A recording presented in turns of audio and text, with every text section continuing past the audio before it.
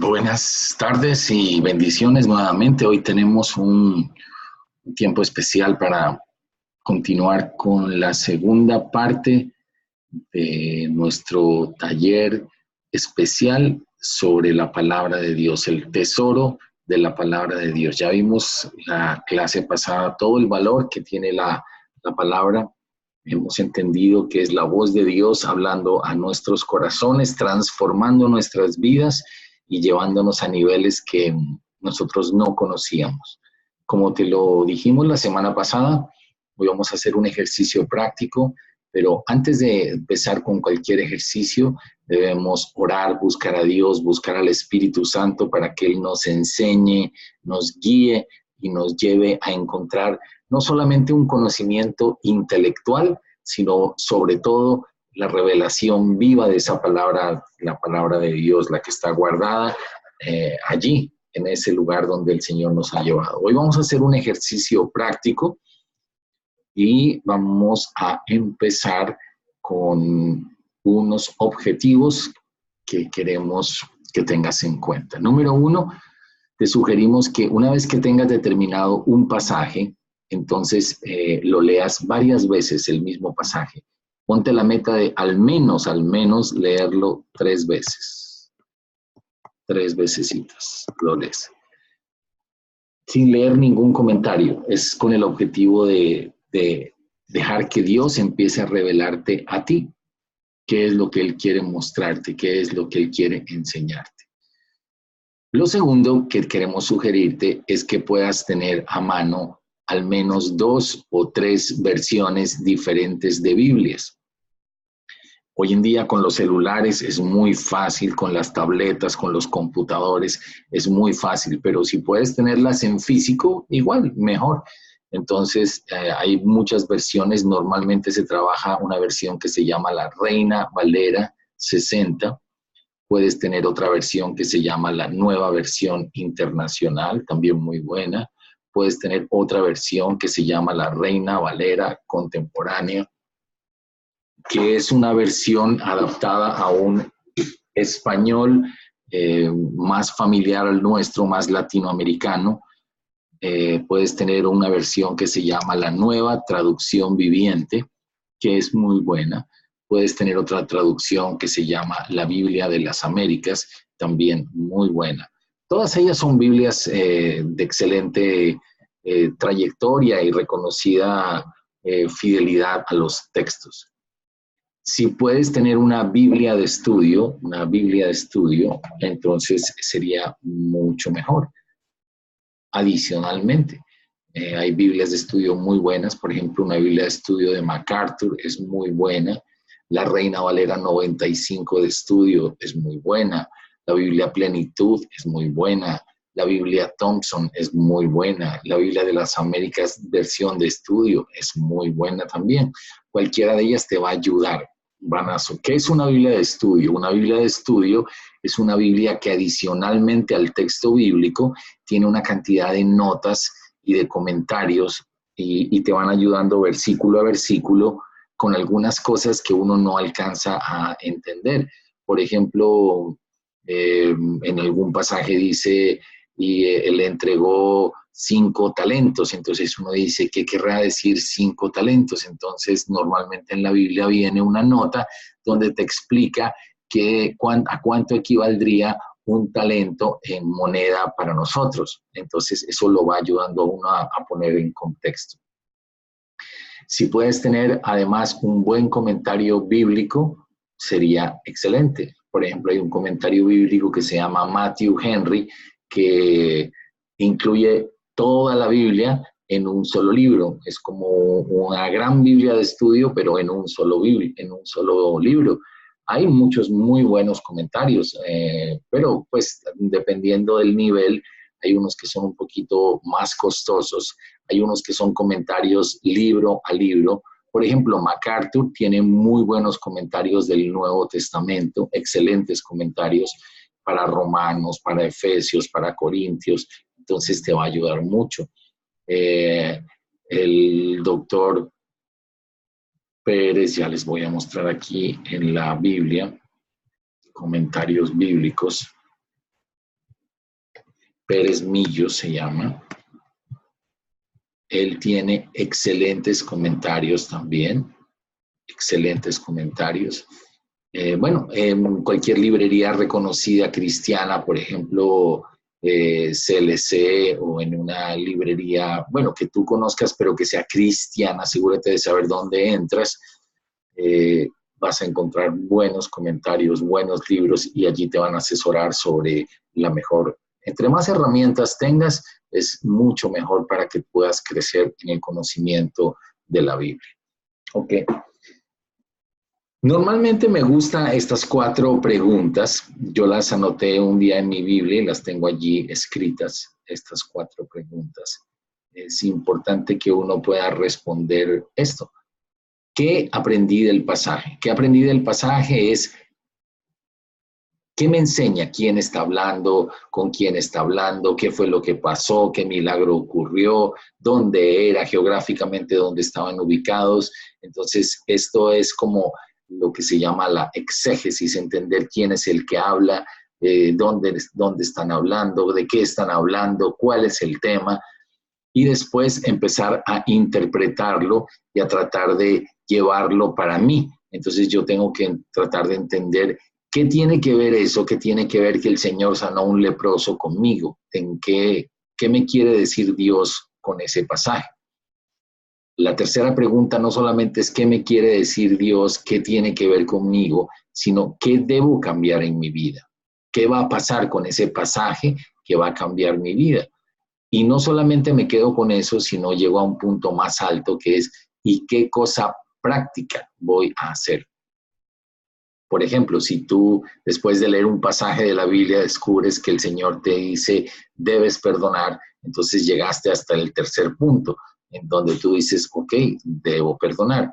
Pero el cuarto punto te dice, ¿qué cosa práctica vas a hacer? Entonces tú dices, yo tengo una pelea con un primo, hace rato tengo un rencor con él, entonces voy a llamarlo y voy a decirle que me perdone. Entonces esa es la cosa práctica que hiciste como resultado de haber leído e interpretado correctamente un pasaje de la Biblia. Bueno, ok. En conclusión, tú para leer la Biblia tienes que tener un estilo, un espíritu como de investigador, hacerte muchas preguntas, cuestionar digo en el sentido de cuestionar, de hacer preguntas, de inquietudes, de estar atento. ¿Por qué dirá este verbo? ¿Por qué saldrá esta frase? ¿Por qué repite esta palabra? ¿Por qué el Señor dice que habló? ¿Por qué el Señor se quedó callado? ¿Por qué alzó la voz? O sea, 1000 detalles. ¿Por qué dice que el manto era rojo? ¿Por qué dice que estaba lloviendo? Cada palabra, cada frase que ha sido escrita en la Biblia tiene una razón de ser, y es importante que nos preguntemos muchas cosas. Así vamos a aprender y a entender muchos significados y no leer rápidamente sin buscarle un sentido. Vamos a poner como ejemplo hoy este pasaje que está aquí en Mateo 8, del 1 al 4. El pasaje dice, cuando descendió Jesús del monte, le seguía mucha gente. Y he aquí vino un leproso y se postró ante él diciendo, Señor, si quieres puedes limpiarme. Jesús extendió la mano y le tocó diciendo, quiero, sé limpio. Y al instante su lepra desapareció. Entonces Jesús le dijo, mira, no lo digas a nadie, sino ve, muéstrate al sacerdote y presenta la ofrenda que ordenó Moisés para testimonio a ellos. Ok, tú te das cuenta que en la lectura de este pasaje nos podemos demorar unos 30 segundos y uno podría decir, listo, ya leí la Biblia, ahora la cierro y me voy a trabajar. Pero vamos a tratar de explorar, de buscarle muchos significados a todo esto para que la Biblia nos enriquezca. Entonces, como dijimos, al principio la primera parte consiste en entender solamente el pasaje, no buscar interpretaciones todavía, sino tratar de entender quién habla, de qué están hablando, de qué se trata todo el tema que voy a tratar de pasarlo a mi propia vida. Bueno, entonces, voy a pasarme por un segundo a la Biblia y vamos a tratar de verlo directamente en la palabra.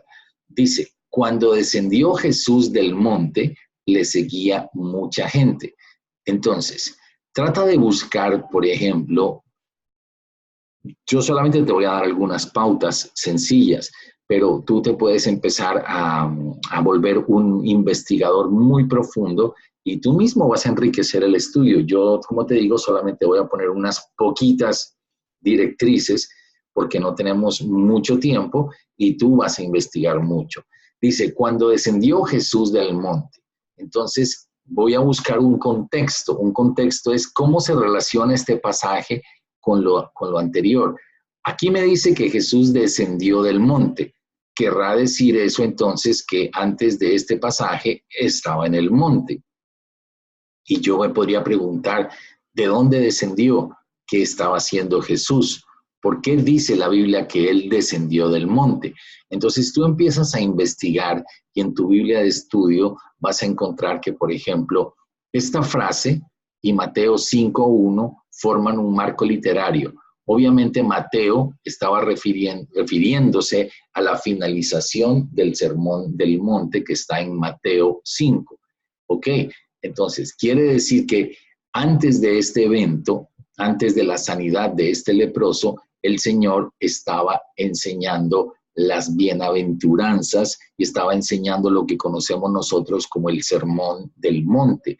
Entonces, en Mateo 5.1, si nos fuéramos hasta allá, dice, viendo la multitud, subió al monte y sentándose, vinieron a él sus discípulos y abriendo su boca les enseñaba. Y aquí viene toda una enseñanza, entonces que dura el capítulo 5, el capítulo 6, el capítulo 7 y llegamos hasta el capítulo 8 donde me dice que Jesús descendió del monte. ¿Ok? Por eso dice aquí, le seguía mucha gente. Entonces, toda la gente que venía de estar en ese sermón, de haber estado todo el tiempo recibiendo esta preciosa enseñanza, ahora estaba bajando con él, pero en medio de esa multitud, dice aquí que he aquí vino un leproso y se postró. Entonces, vamos a regresar a nuestro texto en nuestro archivo de Word y vamos a empezar a contestar preguntas y a ir escribiendo. Esto es importante que lo escribas y que escribas todo lo que tú vayas sintiendo porque esto te va a enriquecer muchísimo. Entonces, aquí me está diciendo que el pasaje está conectado con Mateo 5, donde Jesús estaba enseñando el Sermón del Monte. Perfecto. Ok, ¿dónde estoy ubicado en el contexto de la Biblia? Eso es muy importante. Tú sabes que la Biblia tiene Antiguo Testamento, Nuevo Testamento, puedo estar en la parte de los Evangelios. Es interesante porque todo eso puede que ahora parezca lógico, pero todo eso puede tener un significado y una importancia. Si yo regresara por un momento, esto es un poquitín más complejo, pero voy a tratar de hacerlo. Si yo fuera a un panorama así como global, yo podría decir que, mira, toda la Biblia se divide en un periodo prepatriarcal, o sea, antes de que aparecieran Abraham, Isaac y Jacob y todos ellos, ¿cierto? El periodo patriarcal, o sea, cuando aparecen ellos, ya la historia puramente del pueblo judío, Abraham, Isaac, todos los descendientes. Aquí está el éxodo de Egipto, está la conquista israelita de Canaán, está cuando los jueces gobiernan a Israel, está el Reino Unido, aquí aparece el rey David, está el reino dividido, que fue después de Salomón, que se dividió el reino. Después viene el exilio asirio, cuando el pueblo judío fue llevado, parte de la parte del norte fue llevada hacia Siria, y el cautiverio babilonio, cuando la parte sur del pueblo judío fue llevado en cautiverio a Babilonia. Y después viene el regreso del exilio, y se vuelven a sentar en la parte pues del mapa de la zona prometida para Abraham en la tierra de Canaán. Y aquí viene, ahí terminaría el Antiguo Testamento. Después empiezan los evangelios, que es la vida de Jesús. Entonces, este no es la vida de Jesús antes de su ministerio, sino ya es el ministerio de Jesús. Esto no está en el comienzo del ministerio de Jesús, sino ya empieza a desarrollarse cuando estaba Jesús en Galilea. Y aquí es donde aparece que Jesús enseña el sermón del monte. Bueno, es simplemente para tratar de ubicarse uno en todo el mapa de la Biblia, yo dónde estoy ubicado, de qué parte me corresponde. Esto es un poquito más avanzado, pero entre más puedas llegar a esto, más te va a servir. Ok, entonces hemos dicho que cuando Jesús descendió del monte le seguía mucha gente. Vamos a regresar a nuestro texto acá para seguir anotando todas las cosas que vayamos descubriendo. Entonces, te pregunta aquí, ya supimos que estamos ubicados en el Nuevo Testamento, que estamos ubicados en la parte de los evangelios y que estamos ubicados en el ministerio de Jesús, cuando él ya empezó a hacerse público. ¿Qué personajes aparecen? Bueno, las referencias cruzadas, eso te lo da también en la Biblia. Cada Biblia trae casi siempre esto. Voy a regresar acá. Cuando tú abres tu Biblia, vas a encontrar aquí estas entre paréntesis. Aquí te dice que esta historia similar la vas a encontrar en Marcos 1:40 al 45 o en el Evangelio de Lucas en el capítulo 5 del 12 al 16. Esto es una referencia de pasajes paralelos que van similares al pasaje que tú estás leyendo. Entonces, si tú eres un buen estudioso, dices, ¿y cómo estará escrito en el Evangelio de Marcos? Y te puedes ir allá y estudiarlo. ¿Y cómo estará escrito en el Evangelio de Lucas? Y te vas allá y lo estudias. Y ves si hay alguna diferencia entre uno y otro pasaje. Ahora, cuando tú tienes varias Biblias comparativas, entonces, por ejemplo, tú colocas Mateo 8:1 y aquí vamos a abrirlo en otra ventana. No lo voy a hacer ahora porque esto es una cosa que va a tomar un poquito de tiempo, pero tú tomas el versículo 1 en una versión, por ejemplo, aquí está la versión Reina Valera 60, y aquí te dice, cuando descendió Jesús del monte, le seguía mucha gente. En la Reina Valera contemporánea dice, al descender Jesús del monte, lo seguía mucha gente. En esta versión, que se llama la Nueva Biblia Latinoamericana de hoy, dice, cuando Jesús bajó del monte, grandes multitudes lo seguían. La Nueva Traducción Viviente dice, al bajar Jesús por la ladera del monte, grandes multitudes lo seguían. Y la Nueva Versión Internacional dice, cuando Jesús bajó de la montaña, lo siguieron grandes multitudes. Entonces tú dices, bueno, aquí no veo mayor diferencia, todas dicen más o menos lo mismo. Aquí, por ejemplo, en el versículo 2 dice, se postró, aquí dice, se arrodilló, aquí dice, se postró, aquí dice, se le acercó y se arrodilló, aquí dice, se le acercó y se arrodilló. Muchas veces inclusive uno no sabe lo que una palabra quiere decir y solo con ver, antes de ver cualquier diccionario, solo con ver las diferentes traducciones puede que le ayude. Aquí dice postró y arrodilló, entonces quiere decir que es más o menos un sinónimo de palabras lo que está jugando allí. Ok, esto era para mostrarte cómo mirar las diferentes versiones. Esto toma tiempo, pero cuando tú estudias la Biblia con tiempo y no estás con carreras, sino lo estás haciendo con el deseo de encontrar respuestas de Dios, es como cuando tú vas a buscar un tesoro. Buscar un tesoro no es que tú llegas, abres un hueco y allí sale una esmeralda.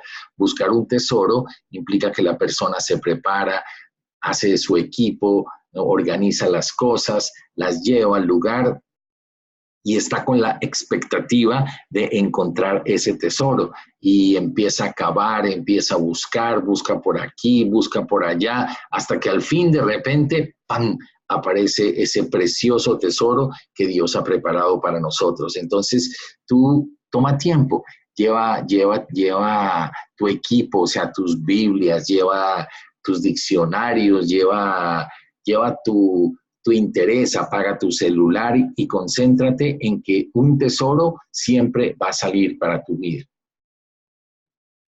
Un tesoro que te va a cambiar muy probablemente para siempre. Así es la expectativa con el Señor. Ok, vamos a cerrar aquí y vamos a regresar a nuestro texto. Ahora pregunta, por ejemplo, ¿qué personajes aparecen en este pasaje? Aquí ya vimos las referencias, en este momento no las tengo en mi mente, pero ya sabes que una está en Lucas y que otra está en Marcos. Entonces las buscas y las anotas allí. Si quieres profundizar, ya sabes dónde están. ¿Qué personajes aparecen en este pasaje? Entonces yo puedo ver aquí que de una parte aparece Jesús, de otra parte aparece un personaje que no tenemos un nombre, pero se va a llamar leproso. Ahí están dialogando, entonces yo puedo anotar aquí aparece Jesús y leproso. ¿Qué otros pasajes son secundarios o son mencionados? Entonces aquí Jesús habla y le dice que se muestre al sacerdote, no está diciendo que era un sacerdote en particular, ni hay diálogo con él, entonces este es un personaje secundario.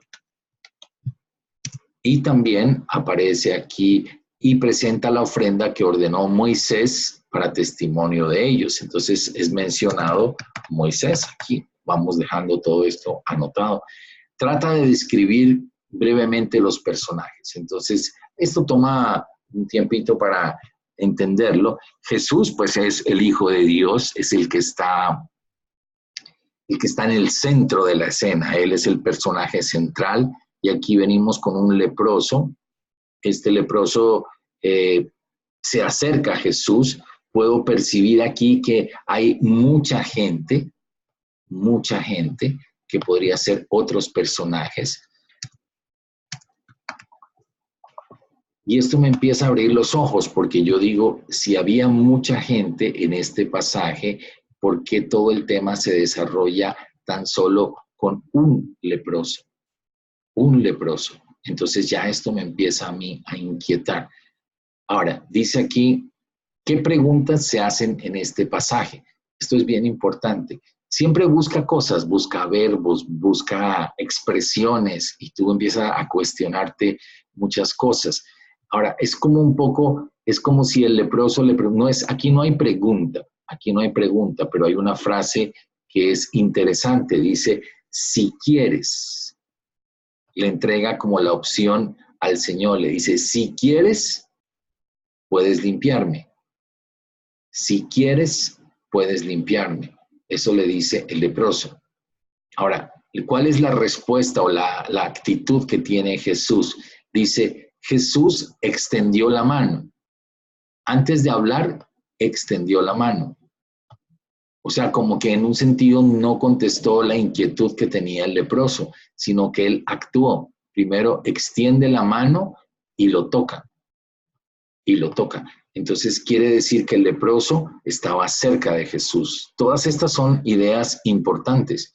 El leproso estaba cerca de Jesús, porque Jesús pudo extender la mano y pudo tocarlo. No fue que hablaron a gritos, ni que la multitud los había separado, sino que estaban cerca. Y después como que Jesús contesta la pregunta y le dice, quiero. Acá le dijo, si quieres, y él contesta, quiero. Señor, si quieres, quiero. Y no solamente quiero, sino él da una orden, él habla.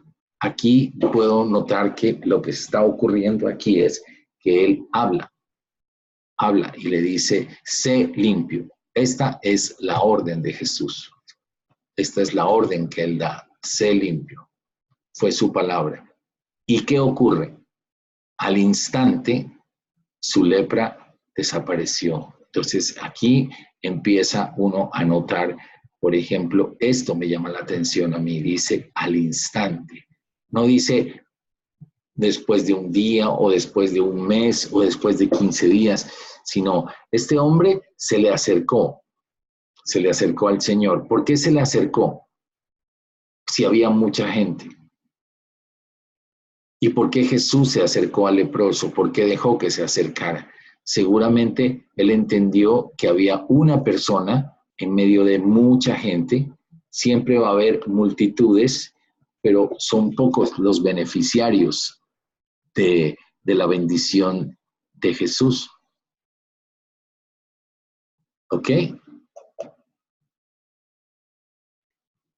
Y aquí el versículo 4, uno quedaría perdido y dice, entonces Jesús le dijo, mira, no lo digas a nadie, sino ve, muéstrate al sacerdote y presenta la ofrenda que ordenó Moisés para testimonio de ellos. Entonces, si uno es un estudiante juicioso, pues tendría que investigar por qué dice todo eso. Y entonces tendría que ir uno a una Biblia de estudio y tratar de entender qué fue lo que pasó. Entonces, mira, no se lo digas a nadie. Aquí tengo un comentario y dice, este tipo de afirmación frecuentemente se ha denominado el secreto mesiánico de los sinópticos. Cuando dice la palabra sinópticos, se refiere a los 3 evangelios de Mateo, Marcos y Lucas. Sinópticos quiere decir que son parecidos, que son como paralelos, que muchos pasajes que tú ves en Mateo están en Marcos y están en Lucas. Por eso se llaman evangelios sinópticos. Y aquí pone un montón de ejemplos donde Jesús les dijo a las personas a quienes les había hecho un milagro que no lo dijeran a nadie. Entonces, esto tiene que ver con que Jesús no quería ser reconocido únicamente como sanador. El mensaje del evangelio aún no se había completado y sabía que los seres humanos le responderían por motivos equivocados. Esto lo dice un comentarista. Entonces tú puedes buscar otro comentario en tu Biblia de estudio que dice la persona que hizo su análisis y de allí empiezas a sacar tus conclusiones. Lo segundo es que dice, ve y muéstrate al sacerdote y presenta la ofrenda que ordenó Moisés. Entonces uno diría, no entiendo, ¿qué quiere decir que se vaya a mostrar donde el sacerdote y que le presente la ofrenda? Entonces en una Biblia de estudio te va a explicar que en el Antiguo Testamento ellos tenían una instrucción en el libro de Levítico que está aquí y que cuando una persona era sanada de la lepra, tenía que presentarse donde el sacerdote. Y el sacerdote era la persona que se encargaba de verificar si la persona estaba sana, podía quedarse en el campamento. La lepra era una enfermedad muy fea, no tenía cura, y los leprosos eran sacados apartados del campamento para evitar contaminaciones. Entonces, cuando un leproso sentía que por milagro o por algún método había sido sanado, eso tenía que verificarlo un sacerdote y el sacerdote era el único que podía dar la autorización para que él pudiera reincorporarse a la vida de sociedad, a la vida de campamento, o por el contrario decirle no, todavía está enfermo y entonces lo volvían a retirar. El leproso tenía que andar con un cartel que era un cartel que indicaba que él era leproso y tenía que ir gritando que él era leproso para que la gente tuviera cuidado y no se fuera a acercar. O sea que esta enfermedad era una enfermedad muy fea, era una enfermedad que producía mucho dolor y aislamiento de la sociedad. Y la lepra en un sentido es un tipo del pecado. Entonces el pecado nos aleja, nos saca de la sociedad, el pecado nos contamina y es algo que necesita que solo Jesús lo pueda sanar y nos pueda reincorporar. Pero aquí volviendo al texto, entonces Jesús lo que estaba diciendo es que cumpliera las órdenes que ellos como judíos tenían, es decir, Jesús no vino a saltarse los conductos, sino él vino a cumplir la ley. Entonces, esto es lo que nos está enseñando este pasaje. Vamos aprendiendo muchas cosas que ya llevamos buenos minutos y hasta ahora estamos apenas empezando.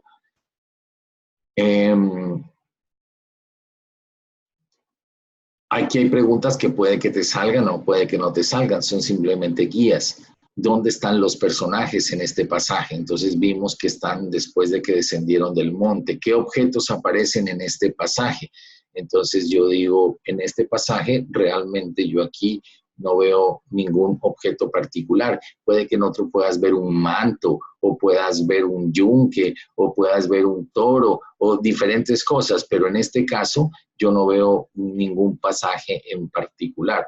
Veo que hay una enfermedad, veo que hay una mano extendida, pero no en sí un objeto como tal. Este ya lo vimos, algunas Biblias me informan dónde aparece el pasaje paralelo, que es lo que habíamos hablado aquí de las referencias cruzadas. De hecho, este lo podríamos quitar de aquí porque ya lo teníamos arriba. En pocas palabras, trata de hacer un resumen de lo que dice este pasaje y diseña un pequeño bosquejo. Entonces, yo puedo entender en este pasaje que Jesús viene de enseñar la palabra. Después que baja, viene con una multitud y mucha gente, pero a pesar de la mucha gente, hay un personaje central que es el leproso. El leproso, aquí esta es otra palabra interesante, dice que se postra, quiere decir que lo reconoce a Jesús como Señor, lo reconoce como deidad, lo reconoce como Dios o lo reconoce como enviado de Dios. Entonces, en ese sentido, veo un leproso que tiene fe en la persona de Jesús. Y aquí uno empieza a tratar de entender.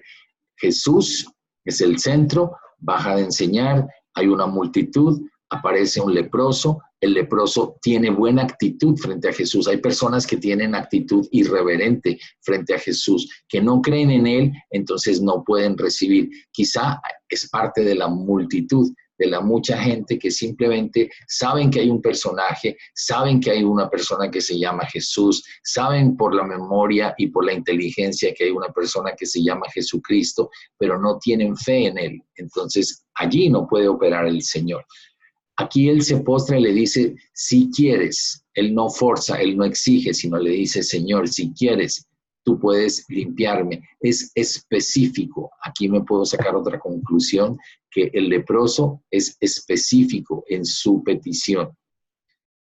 No estoy escribiendo todo esto para no retrasar tanto la enseñanza, pero todo esto es bueno que lo vayas escribiendo, que lo vayas anotando. Entonces tú dices, por ejemplo, el leproso fue específico en su pedido, punto y coma.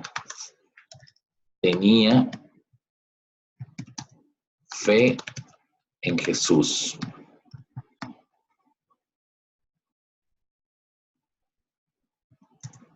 Se acercó a pesar de la multitud. Y así, todas las ideas que vayamos encontrando. El Señor respondió a su fe y le dijo, sí quiero. ¿Ok?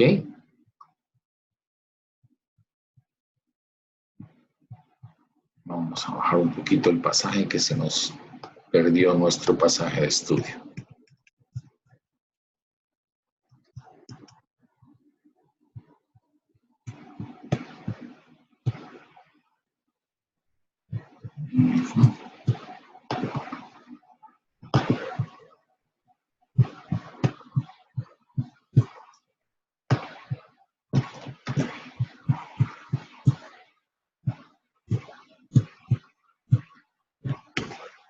¿Ok?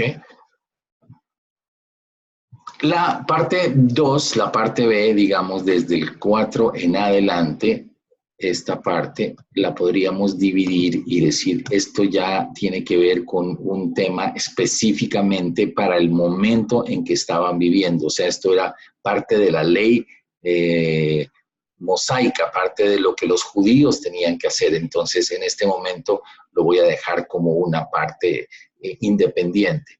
Entonces, aquí tengo, este es el diálogo, la primera parte, entre Jesús, un problema específico que tiene una persona con una carga muy fuerte, que busca a Jesús con fe. y la respuesta de Jesús y lo que sucede, el milagro. Esta ya es la consecuencia. Ahora yo debería responder en la segunda parte, ¿qué tiene que ver esto conmigo? Entonces yo debería ser capaz de analizarme en este momento. Jesús desciende por mí. Él viene a pesar de una multitud, Él viene por mí. Hay mucha gente y mucha gente, la multitud no marca nada diferente. Mucha gente se debió ir con sus problemas a la casa. Mucha gente debió escuchar lo que Jesús dijo y para mucha gente no pasó nada. Entonces yo podría definir hoy, por ejemplo, ¿soy multitud o soy leproso? En mi relación con Cristo, aquí podría yo definir. Y yo quisiera ser una persona que se acerca a Jesús como se acercó el leproso. La multitud es una multitud que va y viene, allí no pasó nada, pero el leproso sí. ¿Cuál fue la actitud del leproso? La actitud fue fe más respeto, más reconoció el señorío de Jesús.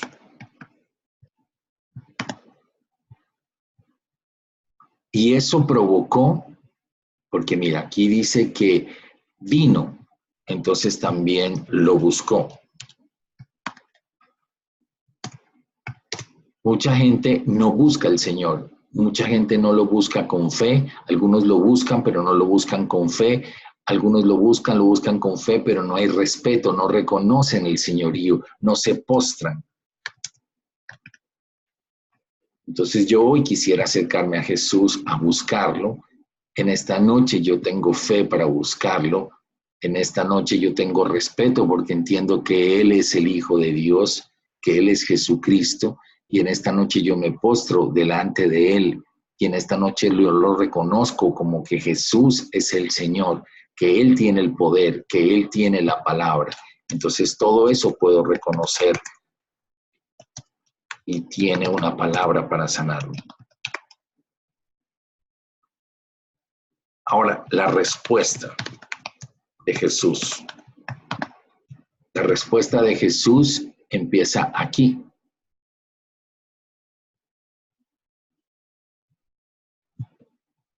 Esta sería la otra parte del bosquejo. Esto es el momento, vamos a llamarlo aquí, este es el momento, por decirlo de alguna manera. Este es el personaje 1. El personaje 1.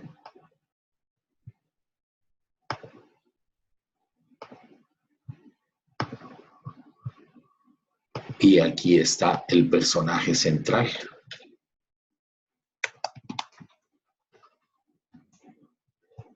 El personaje central.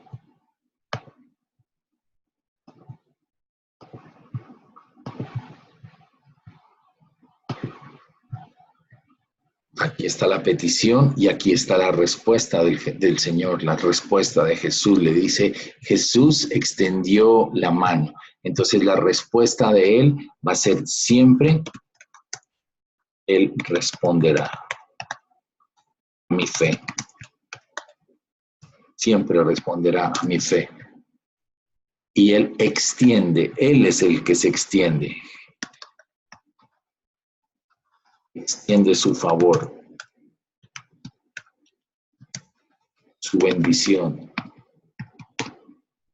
Ahora, la primera pregunta sería, si yo soy el leproso en esta noche, ¿cuál es mi lepra?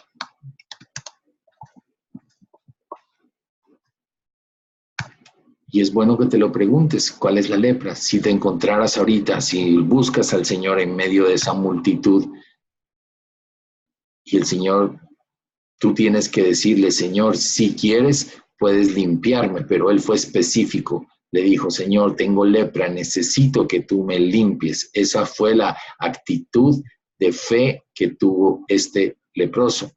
Y el Señor respondió extendiendo su mano. A Él no le impresionó que tuviera lepra. La gente huía de Él.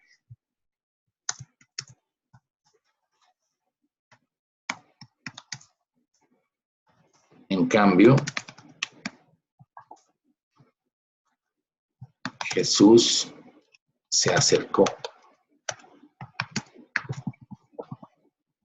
Tú puedes sentir el rechazo de muchas personas, el rechazo de tu vida, el rechazo de tu, sabes que nadie puede ayudarte, pero aquí hay una persona que te está diciendo, si tú me preguntas, si tú te postras, si tú vienes con fe y me buscas, yo estoy listo para responder a esa necesidad específica que tienes y voy a tocarte y voy a bendecirte en este momento. Esa es la actitud correcta.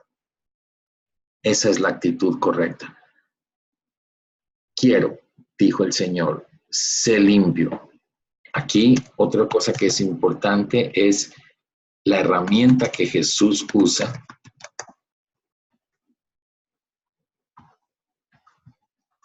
Es la palabra. Por eso es tan importante esto, la Biblia, la palabra de Dios. Cuando tú descubres que la palabra es la que tiene poder, en medio de este pasaje, por ejemplo, hoy el Señor va a hacer un milagro en tu vida y Él te va a decir, dime, ¿cuál es tu necesidad? ¿Cuál es tu lepra? Y si tú tienes fe hoy y te postras y le dices, Señor, yo te reconozco como Jesús, como el Señor de señores, el Rey de reyes, el que tiene el poder, y delante de ti confieso mi necesidad, Él en esta noche te va a decir, ok, si tú me confiesas eso, yo toco tu vida en este momento. Y esto dice que fue al instante, le dijo, y al instante, mira, aquí está, su lepra desapareció. Cuando hay fe profunda, al instante suceden los milagros, al instante la lepra desaparece. Entonces, esta es una respuesta que tú puedes empezar a decir, ok, entonces, ¿qué debo cambiar en mi vida? Tú dices, quizá yo me he acercado a Jesús distante, quizá yo he sido parte de la multitud, quizá no he tenido fe suficiente para decirle, Señor, específicamente este es mi problema, me siento rechazado por esto, he venido cargando con esta enfermedad, con esta situación por mucho tiempo, he caminado solo, he caminado con un letrero que me dice, este es mi problema. Y entonces, ¿qué cosa práctica vas a hacer hoy? Hoy es el día tuyo. Hoy es el día tuyo en que tú puedes tomar este tiempo y podrías decir, esta es la oportunidad que Dios me está regalando a través de esta palabra. Esta es la oportunidad por la cual hoy Jesús va a tocar mi vida y hoy voy a ser limpio de esa lepra que he venido cargando. Padre, en el nombre de Jesús oramos para que esa lepra hoy sea sana en este instante, en tu nombre, Señor. El único que lo puedes hacer eres tú, Señor. Lo que tú buscas en nosotros es fe, que te busquemos, que te reconozcamos como Señor, que nos postremos delante de ti y entender que tú tienes el poder y tú tienes la palabra para sanarnos y para cambiar nuestras vidas para siempre. Gracias, Señor, porque hoy lo vas a hacer para nosotros.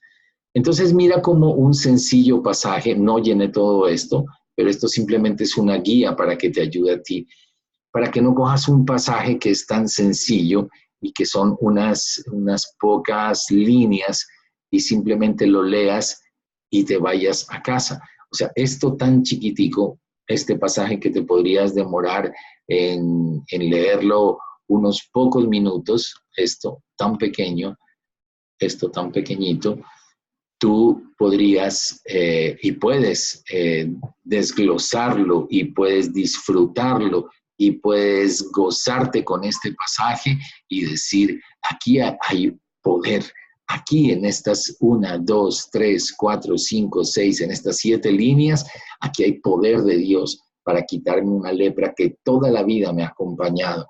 Algunos tendrán enfermedades en el corazón, algunos tendrán heridas profundas en sus corazones, pero hoy por la fe Jesús desciende del monte, que en este caso es el monte de Sión, el monte del cielo. Él desciende del monte para tocar tu vida y para cambiar.